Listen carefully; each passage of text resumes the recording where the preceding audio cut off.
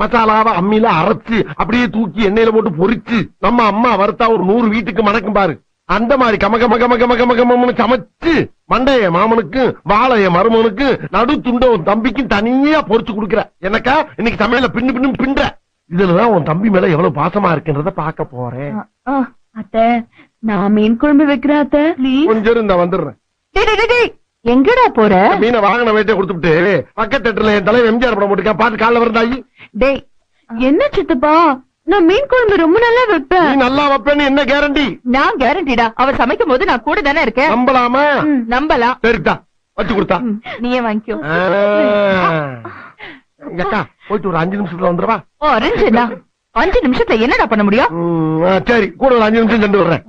அப்பா மீனை பச்சையா பாக்கும் போதே நாக்கு துடியா துடிக்குதே. ஏன்டா பூனை கருவாடு கலையிற மாதிரி அலையிற? போடா போடா.